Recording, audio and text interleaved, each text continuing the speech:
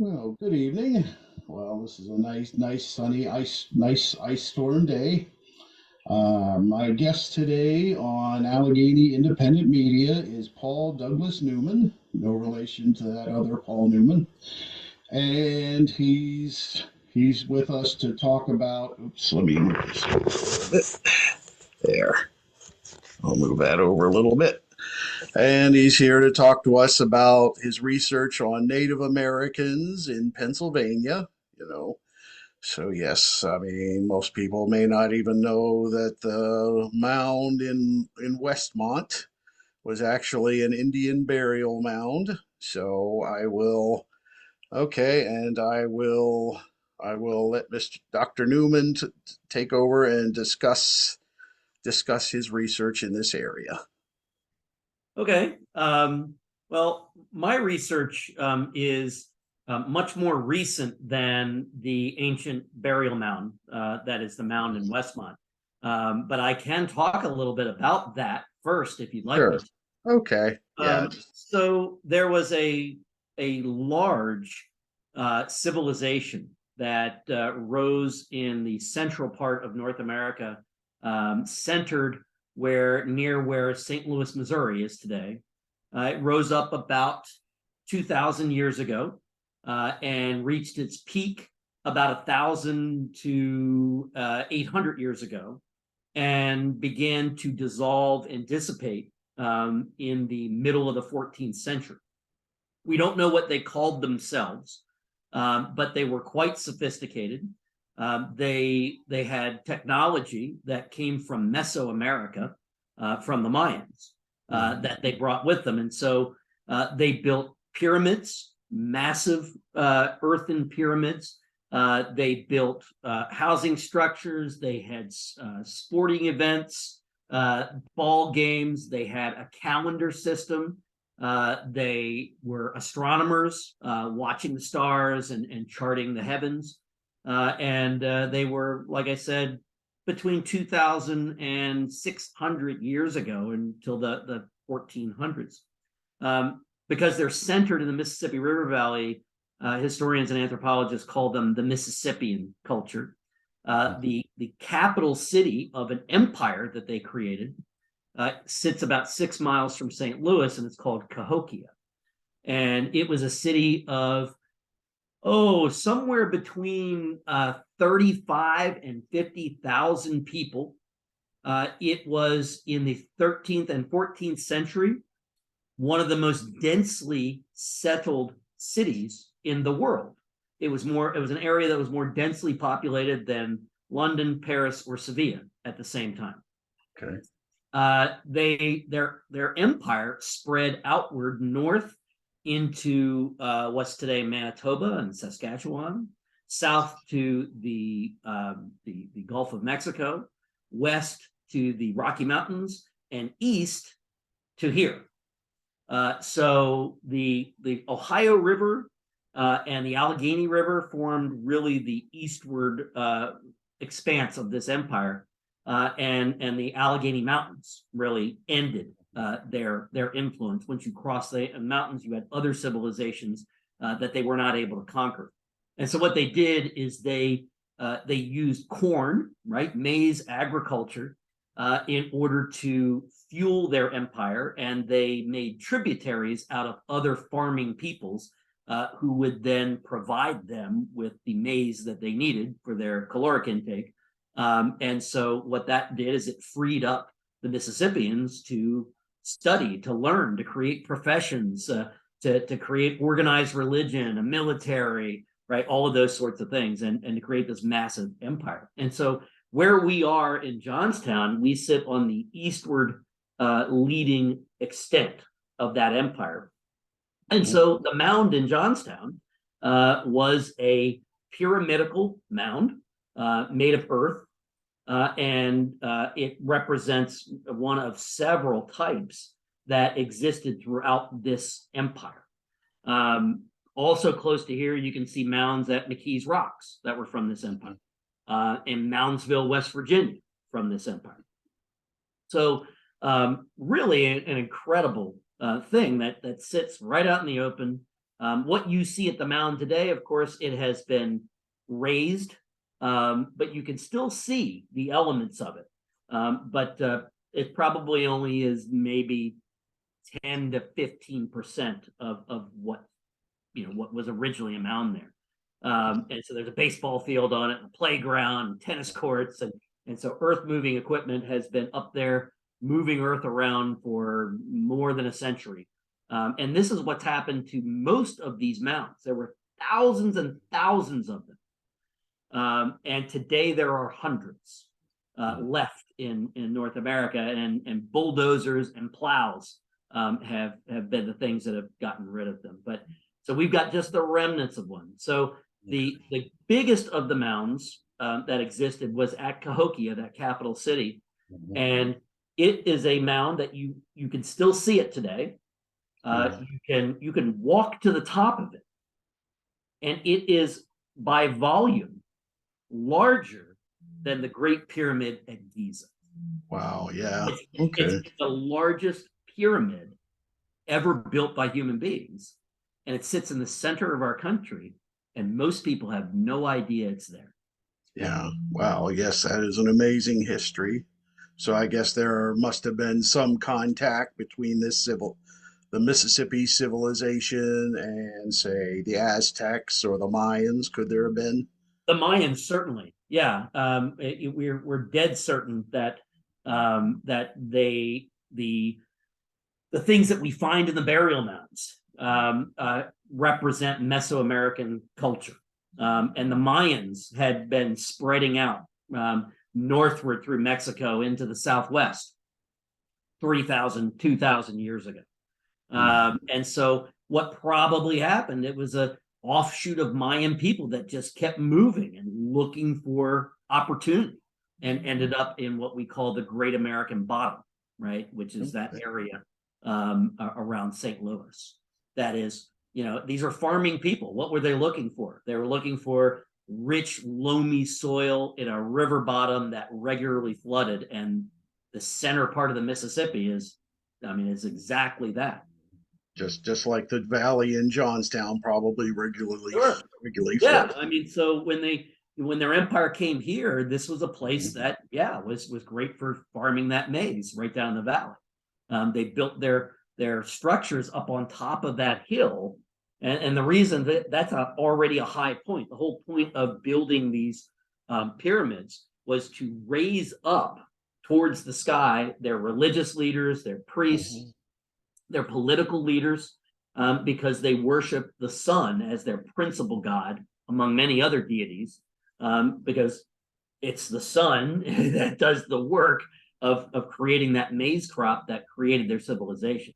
And it's the same color as the maize, And so what they were trying to do was to get closer to their god, which is what all religious people 500-600 years ago and before were trying to do. It's why cathedrals in Europe were built with the tallest buildings that Europeans had were cathedrals, right? Yeah. Trying to reach the heaven and to make that contact. So, yeah. Okay. So your research now is more to say like during the colonial period? Yes. I'm working on Indian Pennsylvania relations. And so the book I'm writing will cover the period from chapter 1. It'll start with William Penn and Indians in Pennsylvania and William Penn, and go through the American Revolution. It will have pre-Pennsylvania Indian history. As I tell the story, I will go back to the Dutch colony in New Sweden, right, and the Swedish colony as well. But really, it's a story about Pennsylvania. Pennsylvania offered a completely different possibility for European Indian relations than any other colony that came before it or after it in North America. For a couple of reasons. One of those reasons were the Lenni Lenape Indians themselves, who had seen Dutch and Swedish colonization, but also in the period from 1607 until 1682, right, between Jamestown settlement and William Penn arriving, in those 75 years, they had seen English wars of genocide just to their south in Maryland and Virginia. Yeah. They had seen it just to the east of the Lenni Lenape's country in New England, right? And so they knew what English colonization looked like, and that it had turned into horrific things for them, that massive disease came with these settlers, that the settlers wanted to settle on land and farm land, and they wanted large tracts of land. And so the Lenape in 1682, when William Penn arrived and began to treat with them, to purchase land from them, they were ready to go ahead and sell and to move away from English colonists, to give themselves a buffer in space.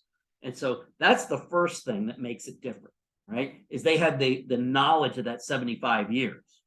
But then there's also Penn, who is a member of the Society of Friends, Quaker, and as such is a pacifist. And Penn used language with these Indians that they understood. Now, how could Penn speak their language? English colonists have been speaking with Algonquin Indians since the 1480s, right? There are dictionaries that have been written and produced that were being used in the very early 17th century. And so that time created this difference, but also Penn's religion. And so as a pacifist, he used language, he used Algonquin language, and he also understood Algonquin anthropology, right? Their culture. And so he used language and metaphors that they understood, and they instantly had a trust for him that was different than any other English colonizer. And then Penn kept his word, right? Yeah. He would buy pieces of land from an Indian tribe, and then another tribe would come and say, hey, wait a minute, we own part of that land too. And he'd buy it from them. And then a third group would show up, and he would just keep buying the same piece of land over and over again, rather than bring out a military and destroy them. fight, right? Which is what happened in other places. And so they came to see him as being fair and honest, right? And trustworthy. And pretty much as long as Penn was alive, there was peace in Pennsylvania from 1682 until 1722. For a 40-year period in this colony, there was not a single murder and not a single interracial murder of a white person killing an Indian person or an Indian person killing a white person. To say nothing of the fact that there was no war. Right? This is another thing that the Lenape saw, is that they knew that the English brought armies with them, always. Penn brought no military with him. And there was no military in Pennsylvania until 1755. Right? Yeah, with the French and Indian War. Right, exactly. So that happens then.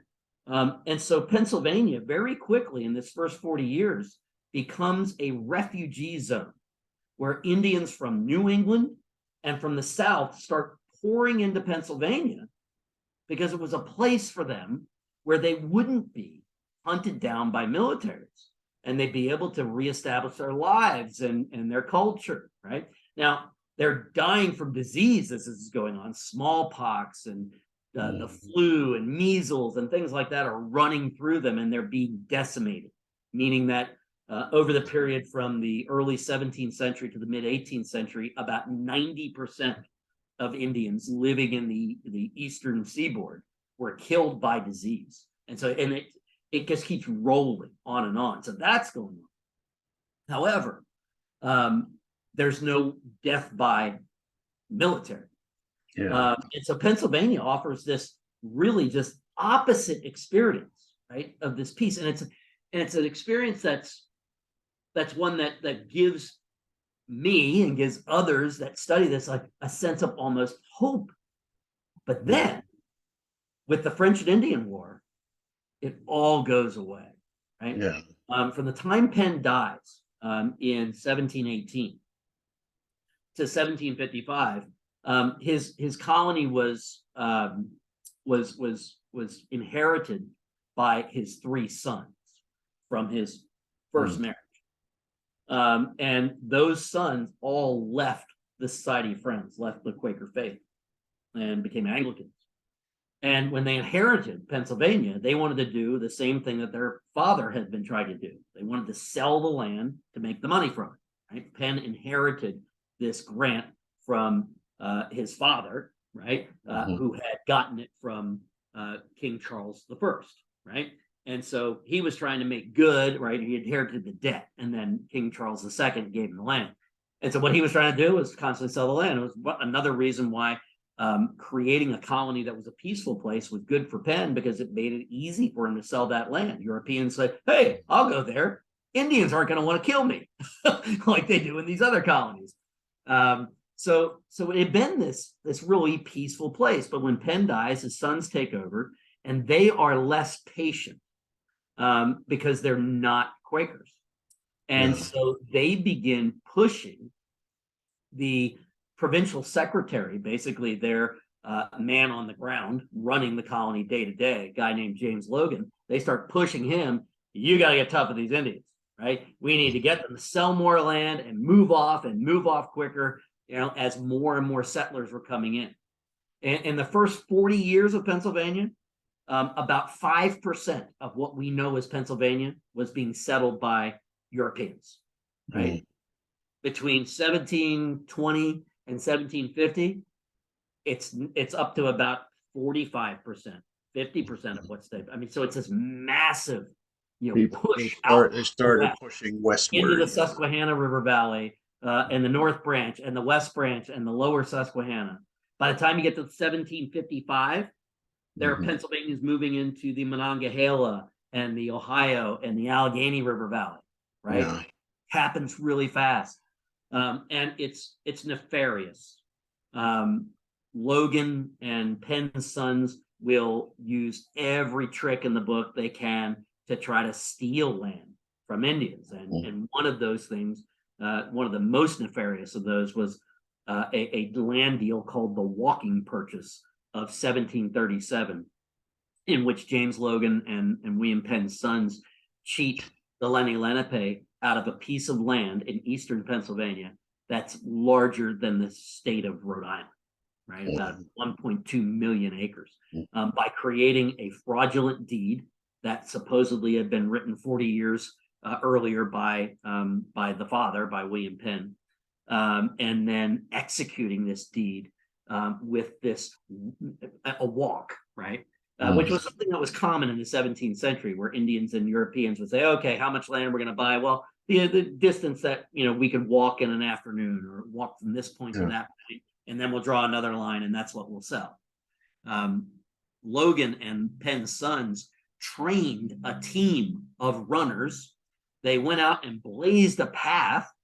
They used several people to run this line, instead of one or two Indians. I mean, it was just a complete sham. And they stole this land from them. And this would be one of the leading grievances from Eastern Pennsylvania Indians in 1755, to launch a war, right? They basically used the French and Indian War, which they really didn't. I mean, Pennsylvania's Indians had no allegiance to the French. The war that was fought in Pennsylvania from 1755 to 1758 was an Eastern and a Western theater of Lenni Lenape, and both were fighting their own war of independence.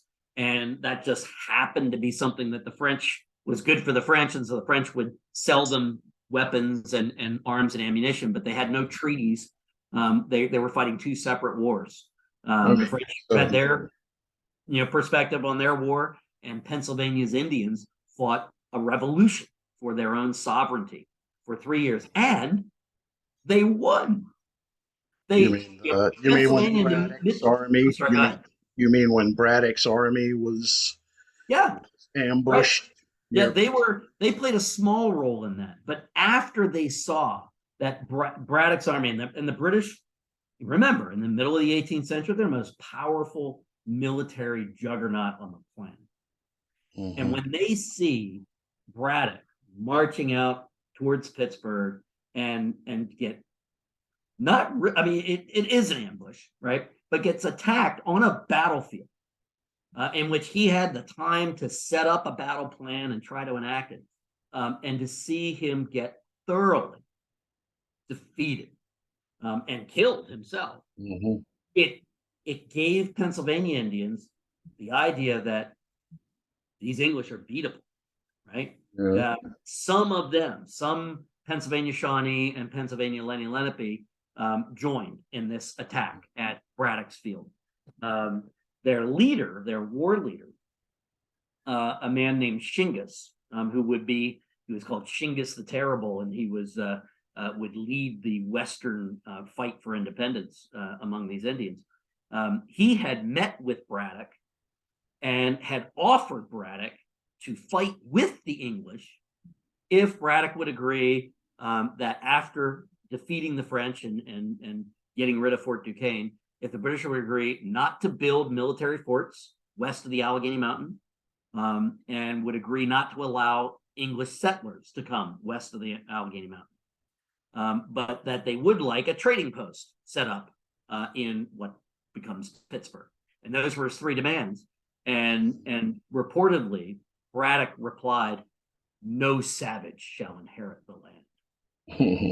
and so it's those words. Now, Shingas went back, right, and they had a conference, and he said, "I don't think we should join this. Let's just sit back and we know what's coming," right? They knew how many French soldiers were going to be, there at Fort Duquesne, but they also knew what the numbers were of Canadian Indians that they had with them. And they knew that they outnumbered Braddock and that this was going to be a slaughter. And so Shingas tried to tell everybody, let's just hang back and let's see what happens. Some of his own younger warriors went out and joined the fight, right? But after seeing this, Shingas and his brothers, he had in the West, there was Shingas, Piscataman, Tamaqua, and two others, and they were all brothers who were the leaders of these Indians living out here in the Allegheny Ohio River Valley. They had about 18 to 20 towns that were part of their country. They called themselves the 11 Nations of Indians living on the Allegheny. And that's because at a treaty conference in the 1740s, there were 11 towns at that time. And so by nations, they meant towns. All of those towns were multi-ethnic, multinational, multilingual, and yet they had kind of a Republican system of representation. Every town had a council. The tribe that was most numerous there would lead the town. So like Aliquippa's town was an Iroquois town, because Queen Aliquippa was an Iroquois. She was a Seneca Indian, and they're matrilineal and matriarchal. And so that was a town led by a woman, right? Now, there were Lenapes there who were patrilineal. There were Shawnees who were ultra patrilineal. And they had to deal with, right? Even though they come from a society where men rule, they had to live without Queen Aliquippa as their leader. And they did, and revered her, right? And so in Shawnee dominant towns, it would be a Shawnee leader like Opessa, right? Who led Opessa's town, which was down on the Potomac River. And then he ended up moving into Pennsylvania. And then you had, men like Shingas and Piscataman and Tamaqua, who were all Lenni Lenape. They were at Kittanning. That was the biggest town of all of these 11, later 18 to 20. And these towns and then one of them was Conemaugh, Old Town, right? Johnstown.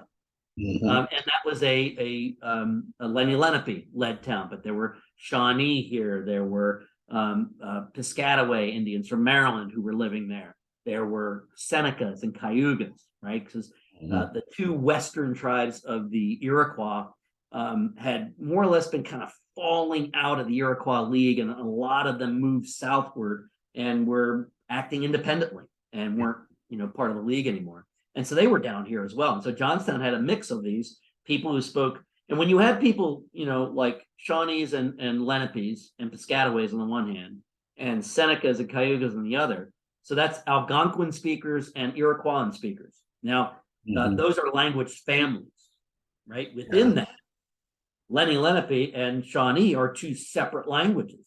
Same with Seneca and Cayuga. They share things in common because they're in the same family. So you have to think about it kind of the way, when we think about Romance languages today. So they learn to communicate with each other. Right.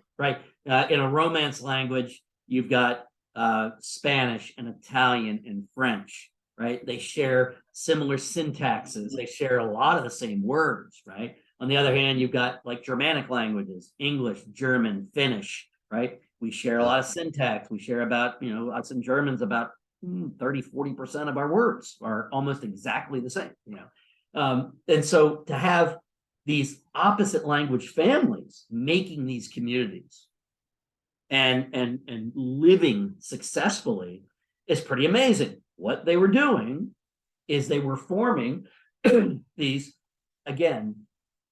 diverse communities that had Republican government.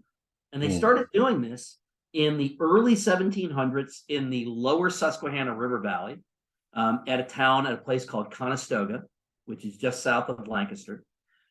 They moved this up, right, town by town, up the Susquehanna River Valley as more and more different Indians were coming in from New England.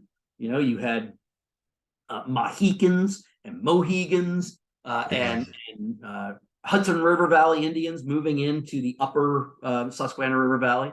And then you had Nanticokes from Maryland and Piscataways from Maryland and Doegs from Virginia and others from the South moving up into the lower Susquehanna River Valley. They began to create these representative systems of government to represent people of different faiths, different cultures, different religions. That's similar to the Iroquois Confederacy. Sure. In a lot of ways, they were copying what the Iroquois had done, but they're doing it in Pennsylvania, where by the end of my story, by 1776 in Philadelphia, what do they create? In 1787, right? They create a republic that has to take in, right, and figure out how to give representation to people of different languages, different religions, different nationalities, different cultures. And so these Indians were doing it in Pennsylvania before Pennsylvanians, right? Before, white Pennsylvania. And so that makes the story really important, right? Because how much do Europeans learn from Indians? And the answer is a lot. Because in Pennsylvania, when it was peaceful until 1755, they were friends and neighbors with one another. They knew how each other lived. They traded with one another often. They went to church together because there was a lot of missionization going on, especially in the eastern part of the state. And so Indians were converting to Moravian, to Quakerism, to Anglicanism. So they knew each other so well. So that makes it an interesting story. So it all blows up in 1755 after about 30 years of just horrible treatment by William Penn's son and James Logan. They fight a war for independence from 1755 to 58. Quakers leave the Pennsylvania government. Anglicans and Presbyterians rush in. They form an army. Benjamin Franklin is the leader of this army. He had been pushing to arm Pennsylvania since the middle of the 1740s. And this army just gets beaten over and over and over again. And finally, 3 years later, when General Forbes comes in 1758, he wants to build a road from Philadelphia to Fort Duquesne to have to go through this war zone. He pulls Pennsylvania and other colonies around together. He says, look, you people need to do something about this war that's going on. And Pennsylvania says, yeah, help us fight and kill these Indians. And he said, no, you're going to make peace with those Indians, and those Indians are going to help us fight the French. And so they have a peace treaty at Easton in 1758 in which Pennsylvania recognizes the independence of Indians living in Pennsylvania. It recognizes the Allegheny Mountain as the western border of Pennsylvania and the eastern border of the 11 nations, right? They make a promise to not build fortifications, but to keep trade routes open and to send traders to them, because Indians are dependent upon European goods. They get everything, right? And so they win. And this doesn't happen anywhere else in any other way, right? In the But it does colony. happen here in Pennsylvania. Yeah. And so you're like, well, then why are there no Indians here? If they win, what happened? Well, what happened after that is between 1758 and 1763, the fighting in North America really starts to fall away. The once Fort Duquesne falls, New France is really cut in half between Quebec and Canada in the north and Louisiana in the south, and they can't communicate between the two any longer. The British strategy of trying to take St. Lawrence begins to come together in 1758 and 1759. And by 1760, the war in North America is over. Because of that, colonists on their own start to rush into the Allegheny and Monongahela and the Ohio River Valley. Yeah. Looking for land.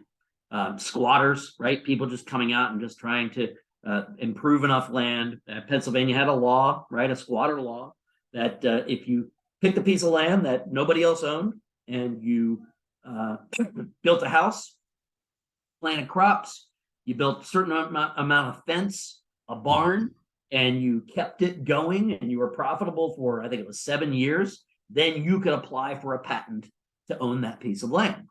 And so people start, coming from other colonies to do this, right? You see Connecticut has a company that starts piling people into the northern third of Pennsylvania, and they're claiming that it belongs to them.